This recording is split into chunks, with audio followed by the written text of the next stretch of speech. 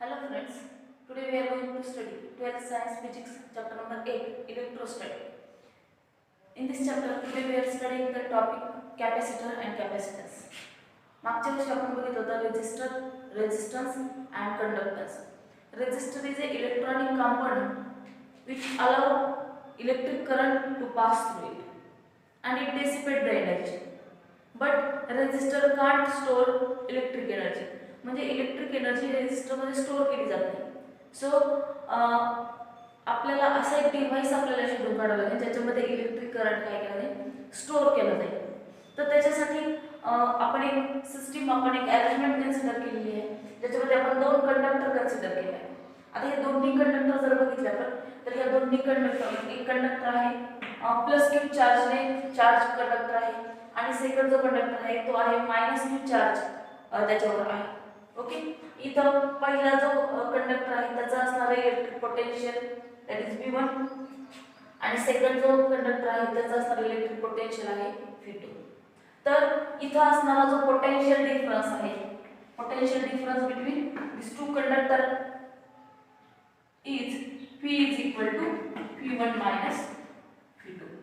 Okay, हा मिळाला आपल्याला पोटेन्शियल डिफरन्स या दोन कंडक्टर मध्ये असणारा पोटेन्शियल डिफरन्स. आणि हा जो पोटेन्शियल डिफरन्स आहे, हा पोटेन्शियल डिफरन्स म्हणजे काय, this potential difference is work done to bring charge, a unit positive charge from second conductor to first conductor. Second पासून कंडक्टर पासून फर्स्ट कंडक्टर कडे आपल्याला युनिट पॉझिटिव्ह चार्ज आणण्यासाठी जेवढं वर्क डन लागणार आहे that work done is called as potential difference. Okay, मग इथं जर आपण बघितलं की इथं असणारा याच्यावरून आपल्याला काय लक्षात येतं की this potential difference is depends upon this charge किंवा potential difference is proportional to charge. So from this we can write P is directly proportional to Q. आणि ह्याचं प्रोपोर्शनॅलिटी ह्याच्यावरून जर आपण Q divided by V this ratio is constant. हा जो ratio मिळतो आपल्याला इक्वेशनवरून this ratio is constant आणि त्या कॉन्स्टंटलाच आपण डिनोट करतोय C या लेटरने. that means we get C is equal to Q divided by P आणि हा C constant C is called as capacitance. या C ला काय म्हटलं जातं, कॅपॅसिटन्स. ओके, मग इथे आपल्याला ही कॅपॅसिटन्सची व्हॅल्यू मिळाली, that capacitance C is equal to Q divided by V that is charge divided by potential difference. Next आपण बघणार आहोत प्रिन्सिपल ऑफ कॅपॅसिटर. ओके, मग या प्रिन्सिपल ऑफ कॅपॅसिटर मध्ये आपण एक मेटल प्लेट कन्सिडर करणार आहोत. दॅट मेटल प्लेट इज, आपण पहिल्यांदा अगोदर आपण ही डायग्राम बघूया, एक डायग्राम. ह्याच्यामध्ये आपण काय केलंय, एक मेटल प्लेट आपण कन्सिडर करणार आहोत आणि या मेटल प्लेटवर पॉझिटिव्ह चार्जेस काय झाले, त्याच्यावर काही पॉझिटिव्ह चार्जेस इंड्यूस झालेले आहेत. ओके, इंड्यूस केले ते पॉझिटिव्ह चार्ज. आता ह्या प्लेट P वर असणारे या पॉझिटिव्ह चार्जमुळे या P वर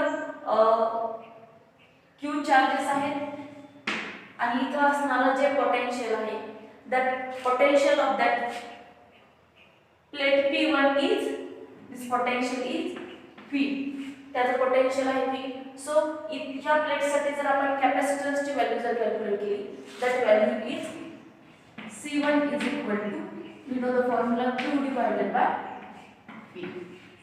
हे बघा आपण इक्वेशन मध्ये. ओके, नेक्स्ट आपण काय केले, एक आणखी एक metal plate, same plate P1 साठी ती आपण त्या P1 प्लेटच्या जवळ आपण ठेवली. ओके, जवळ ठेवल्यामुळे काय झाले, या पॉझिटिव्ह चार्जमुळे ह्या प्लेटवर इकडे निगेटिव्ह चार्ज इंड्यूस झाले आतल्या बाजूने. ओके, इथे निगेटिव्ह चार्जेस इंड्यूस झाले आणि ह्या निगेटिव्ह चार्जमुळे या प्लेटच्या अपोजिट साइडला पॉझिटिव्ह चार्जेस इंड्यूस झाले. ओके, मग इथे निगेटिव्ह चार्ज इंड्यूस झाल्यामुळे ही जी प्लेट आहे P1 या प्लेटचा असणारी पोटेन्शियलची व्हॅल्यू काय झाली, डिक्रीज झाली. ओके, ह्याच्यामुळे काय झालं, पोटेन्शियलची व्हॅल्यू काय झाली, इथलं इलेक्ट्रिक पोटेन्शियल किंवा इथं असणारं पोटेन्शियल डिफरन्सची व्हॅल्यू काय झाली, डिक्रीज झाली. आणि डिक्रीज झाल्यामुळे आपल्याला इथं मिळणारं जी कॅपॅसिटन्सची व्हॅल्यू जी आहे, कॅपॅसिटन्सची व्हॅल्यू कशी मिळणार आहे, कमी कॅपॅसिटन्सची व्हॅल्यू आपल्याला इथे मिळणार आहे. सो आपण आणखी एक काय केलंय, आपण इथल्या सेकंड डायग्राम मध्ये आपण बघूया की आपण ही जी प्लेट P2 जी आहे ही केली आपण ग्राउंड, म्हणजे ती केली आपण अर्थ कनेक्टेड केल्यामुळे इथं असणारे हे जे पॉझिटिव्ह चार्ज आहेत ते सगळे मूव्ह टुवर्ड्स ग्राउंड, ग्राउंडकडे मूव्ह झाले आणि ग्राउंडकडे मूव्ह झाल्यामुळं इथं असणाऱ्या निगेटिव्ह चार्जमुळं ह्या प्लेटचं असणारं पोटेन्शियल डिफरन्स काय झालंय ते आणखी डिक्रीज झालंय. पोटेन्शियल डिफरन्स काय झालं, इथं या निगेटिव्ह चार्जमुळे पोटेन्शियल डिफरन्स डिक्रीज झालं होतं सॉरी, आणि इथं ह्या पॉझिटिव्ह चार्ज इकडच्या बाजूला इंड्यूस झाल्यामुळे ते पोटेन्शियल डिफरन्सची व्हॅल्यू परत इन्क्रीज झाली होती. सो ज्यावेळेस आपण ही व्हॅल्यू आपण ह्याला ज्यावेळेस आपण ग्राउंड केले सेकंड प्लेट P2 ला, त्यावेळेस ह्या निगेटिव्ह चार्जमुळे इथं आहे पॉझिटिव्ह चार्ज, इथं आहे निगेटिव्ह चार्ज, त्यामुळं इथं या सिस्टीमचं असणारं जे पोटेन्शियल डिफरन्सची व्हॅल्यू जी आहे ती पोटेन्शियल डिफरन्सची व्हॅल्यू काय झाली, डिक्रीज झाली. समजा let potential of this plate P2 is P1. ह्या प्लेटचं असणारं पोटेन्शियल जर P1 एवढं असेल तर या सिस्टीमचं असणारं जे पोटेन्शियल, याचं पोटेन्शियल आहे P आणि ह्याचं असणारं पोटेन्शियल आहे P1. सो इथं असणारं जे पोटेन्शियल डिफरन्स आहे that potential difference is P minus P1. Okay, मग त्यासाठी इथं असणारी कॅपॅसिटन्सची व्हॅल्यू आपण कॅल्क्युलेट करूया. Capacitance C2 is equal to that is Q divided by potential difference and that value is P minus V1. This is equation number 2. आता equation 1 आणि equation 2 जर आपण कंपेअर केले तर ह्या दोन्ही इक्वेशन वरून काय मिळते आपल्याला की ह्याचा डिनॉमिनेटर आणि ह्याचा डिनॉमिनेटर, या दोन्ही डिनॉमिनेटर पैकी ही जी व्हॅल्यू आहे ही कशी व्हॅल्यू आहे, ही कमी आहे. ह्याचा डिनॉमिनेटर कमी आहे आणि ज्याचा डिनॉमिनेटर कमी ती कॅपॅसिटन्सची व्हॅल्यू काय येते, जास्त येते. सो ह्या दोन्ही इक्वेशनला जर आपण कंपेअर केलं तर ह्याच्यावरून आपल्याला मिळते C2 is greater than C1. Okay, म्हणजे ज्यावेळेस आपण एक सेकंड प्लेट आपण याच्यामध्ये कनेक्ट केली आणि ही इंड्यूस केली तर सेकंड प्लेट, आणि ती सेकंड प्लेट कशी आहे, सेकंड प्लेट इज अनकनेक्टेड किंवा ग्राउंड केलेली आहे प्लेट, आपण पॅरलल प्लेट आपण याच्याजवळ जर कनेक्ट केली तर तिथं असणारी कॅपॅसिटन्सची व्हॅल्यू काय होती, ती कॅपॅसिटन्सची व्हॅल्यू इन्क्रीज होती. ओके, म्हणजे आपल्याला जर कॅपॅसिटन्सची व्हॅल्यू इन्क्रीज करायची असेल मॅक्सिमम, म्हणजे आपल्याला कॅपॅसिटन्स म्हणजे काय, ते चार्जेस काय केले जातात, स्टोअर केले जातात. ओके, मग ती कॅपॅसिटन्सची व्हॅल्यू आपल्याला इन्क्रीज करायची असेल तर काय करावं लागेल आपल्याला, अशी एक ग्राउंड केलेली प्लेट आपल्याला त्या फर्स्ट प्लेटच्या जवळ आपल्याला ठेवायला लागेल, ज्यामुळे त्याची कॅपॅसिटन्सची व्हॅल्यू काय होती, इन्क्रीज होती. ओके, म्हणजे इथं आपल्याला मिळतंय C2 is greater than C1. C2 ची व्हॅल्यू, कॅपॅसिटन्सची व्हॅल्यू काय मिळाली, C1 पेक्षा एका प्लेट पेक्षा कशी मिळाली, जास्त मिळाली. आता इथं जर बघितलं तर इथं आपण कॅपॅसिटन्सचं सिम्बॉल ज्यावेळेस आपण इक्वेशन किंवा आपलं जे सर्किट डायग्राम मध्ये कनेक्ट करतो त्यामध्ये आपण कॅपॅसिटन्सचा सिम्बॉल, हा सिम्बॉल कॅपॅसिटन्सचा सिम्बॉल म्हणून यूज करतो. ओके, इलेक्ट्रिक सर्किट मध्ये आपण सर्किट डायग्राम ड्रॉ करण्यासाठी आपण कॅपॅसिटन्सचा जो सिम्बॉल आहे, this capacitance symbol is denoted by this type. ह्या टाइप मध्ये आपण त्याला काय करतो, डिनोट करतो. तर कॅपॅसिटन्स जर आपण बघितलं तर कॅपॅसिटन्सचं जे SI युनिट जे आहे तर कॅपॅसिटन्सचं SI युनिट आहे farad.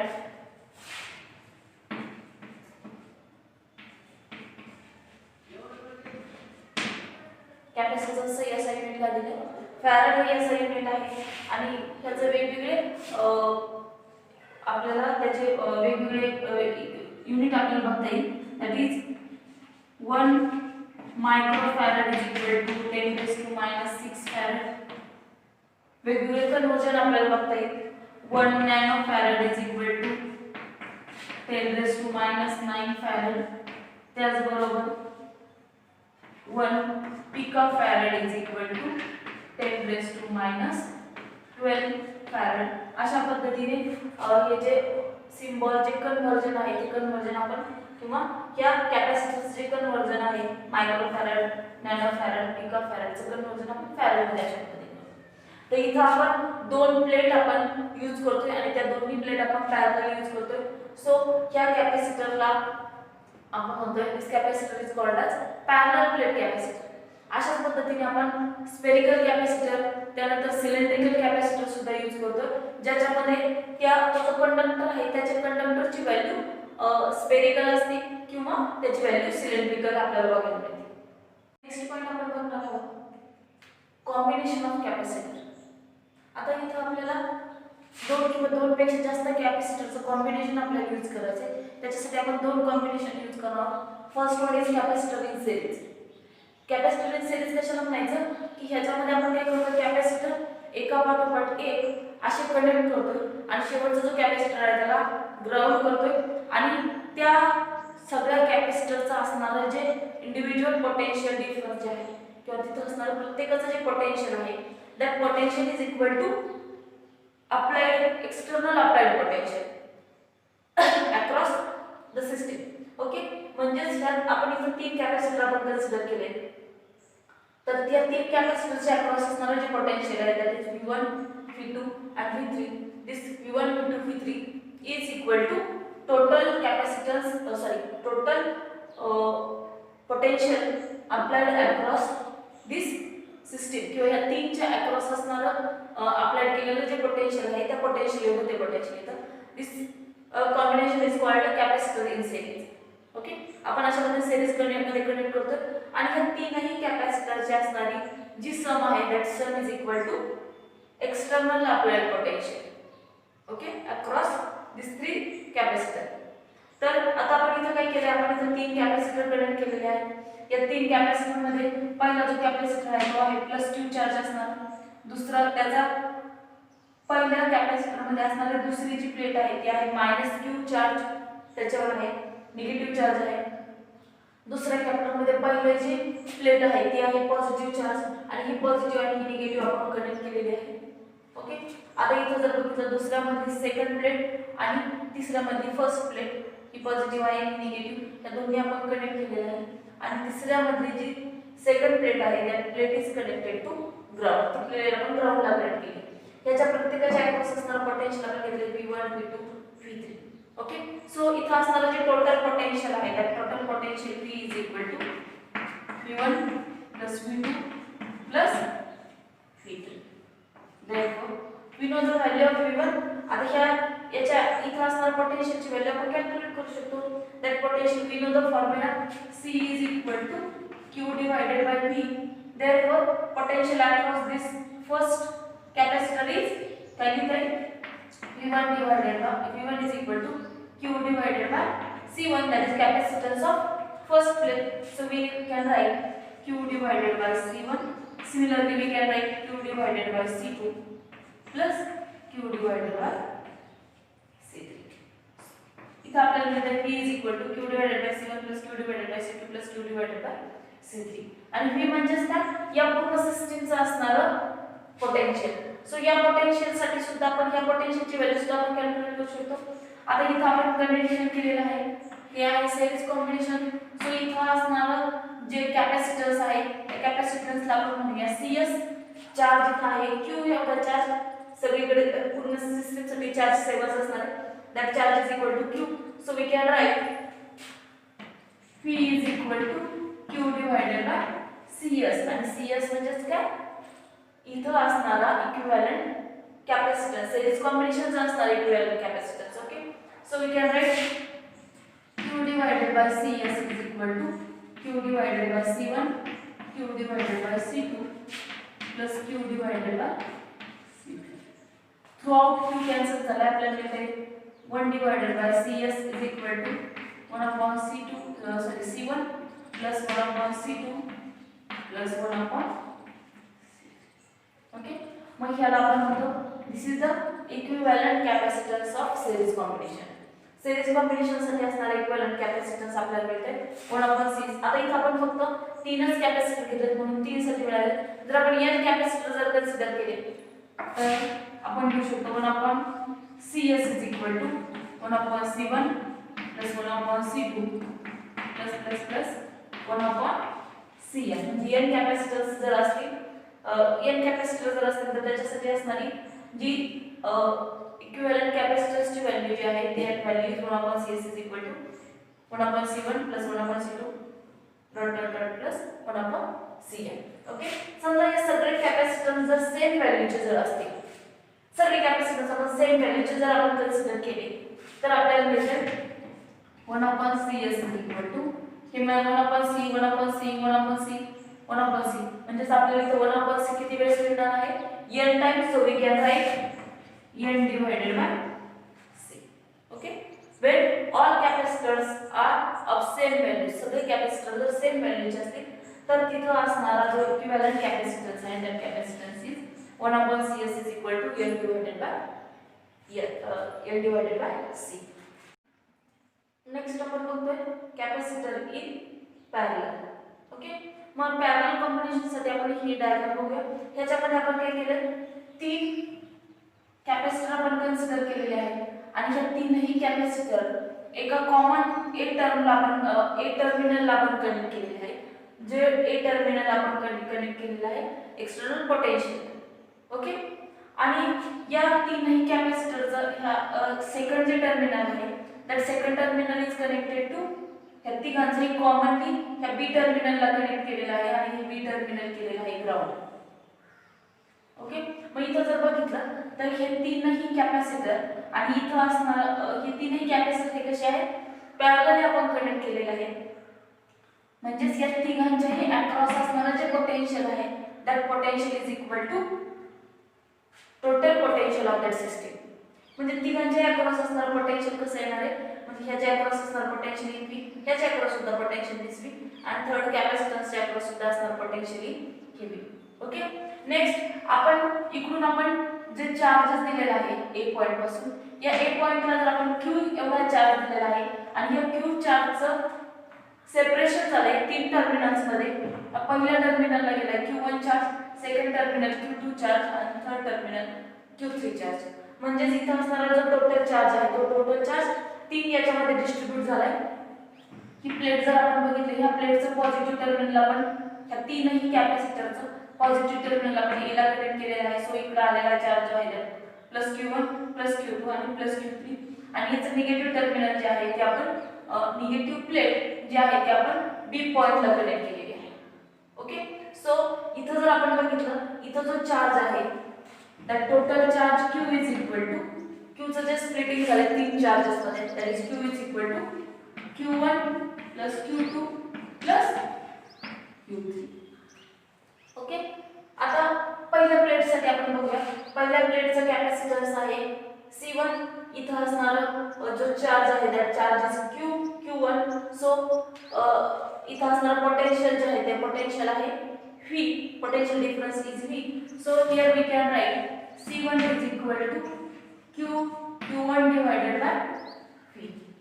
Okay, from this we write Q1 is equal to C1 into V. म्हणजे आपण Q1 ची व्हॅल्यू आपण अशी लिहू शकतो C1 इंटू V आणि ही व्हॅल्यू आपण ह्या इक्वेशन मध्ये सबस्टिट्यूट करूया. So we get Q is equal to Q1 साठी C1 V, Q2 साठी जर बघितलं तर similarly we can find the value of Q2 is C2 V plus C3 into V. Okay, आता हा जो चार्ज आहे हा प्लस Q चार्ज पूर्ण या सिस्टीमला दिलेला आहे आणि या पूर्ण सिस्टीमचा असणारा जो इक्विव्हॅलंट कॅपॅसिटन्स जो आहे दॅट कॅपॅसिटन्स इज Cp. तो कॅपॅसिटन्स किती आहे Cp आपण घेतलं कारण पॅरलल कनेक्शन आपण केले. So this equivalent capacitance is Cp. ह्याच्या अक्रॉस असणारा potential is V. So we can write here Q is equal to Cp into V. ही व्हॅल्यू आपण याच्यामध्ये सबस्टिट्यूट करूया. So we get Cp V is equal to C1V plus C2V plus C3V. Okay, throughout आपण V common घेऊया. इकडचं V तिकडचं V cancel होईल. So we can write Cp is equal to C1 C2 plus C3. म्हणजे जर आपण capacitor जर आपण अशा पद्धतीने पॅरलली जर कनेक्ट केले तर त्याचा असणारा इक्विव्हॅलंट कॅपॅसिटन्सची व्हॅल्यू किती येते तर त्या तीनही कॅपॅसिटन्सची व्हॅल्यू आपण ऍड करायची. हे आपण तीन कॅपॅसिटन्स घेतले म्हणून जर आपण n कॅपॅसिटन्स जर आपण कन्सिडर केले तर Cp ची व्हॅल्यू आपल्याला मिळणार आहे C1 plus C2 plus plus plus plus up to Cn. म्हणजे n कॅपॅसिटन्स जर आपण कन्सिडर केले तर त्याच्यासाठी मिळणारी कॅपॅसिटन्सची व्हॅल्यू आहे Cp is equal to C1 plus C2 plus plus plus plus Cn. आणि जर हे सगळे कॅपॅसिटन्स जर सेम व्हॅल्यूचे जर असतील तर आपल्याला Cp ची व्हॅल्यू आपल्याला मिळते n times C. That is capacitors. This is the total capacitance of this system म्हणजे पॅरलल कॉम्बिनेशन जर केलं तर आपल्याला अशा पद्धतीने कॅपॅसिटन्स जर सगळे सेम असतील तर आपल्याला मिळते Cp = L *